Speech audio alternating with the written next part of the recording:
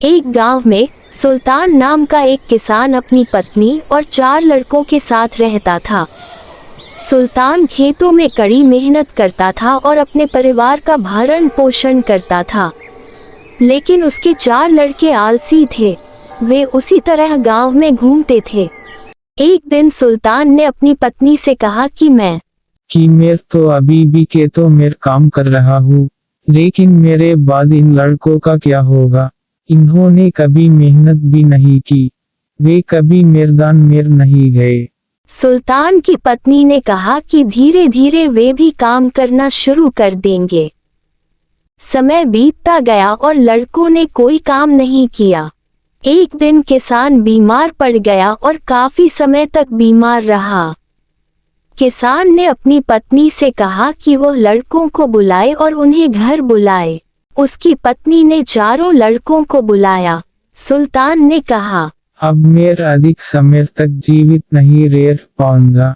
सुल्तान को चिंता थी कि उसके जाने के बाद उसके बेटों का क्या होगा, इसलिए उन्होंने कहा, बेटे, मेरे जीवन में जो कुछ कमाया है वह मेरे खेतों के अधीन है। मेरे बाद तुम उसमें से खजाना निकाल लेना और आपस में बांट लेना। ये सुनकर चारों लड़के खुश हो गए। कुछ समय बाद सुल्तान की मृत्यु हो गई। सुल्तान की मृत्यु के कुछ दिन बाद उसके बेटे गढ़े हुए खजाने को ढूंढने के लिए खेत में गए। उन्होंने सुबह से शाम तक पूरा खेत खोद डाला, लेकिन उन्हें कोई खजाना नहीं मिला। लड़के ने घर आकर अपनी माँ को बताया, माँ, पापा ने हमसे झूठ बोला। हमें खेतों में कोई खजाना नहीं मिला। ऐसा उनकी माँ ने कहा। पिता ने अपने जीवन काल में कमाया है और अब तुम सबने खेत खोद लिया है, तो उसमें बीज बो। उसके बाद लड़कों ने माँ के निर्देशानुसार बीज बोए और उन्हें पानी दिया।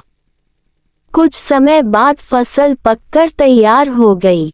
लड़कों ने उसे बेच दिया और अच्छा मुनाफा कमाया। उसके बाद वे अपनी माँ के पास आए। माँ ने कहा, आपकी मेहनत ही असली खजाना है, यही आपके पिता आपको समझाना चाहते थे। कहानी की नीति हमें आलस्य छोड़कर कड़ी मेहनत करनी चाहिए। कड़ी मेहनत ही मनुष्य का असली धन है।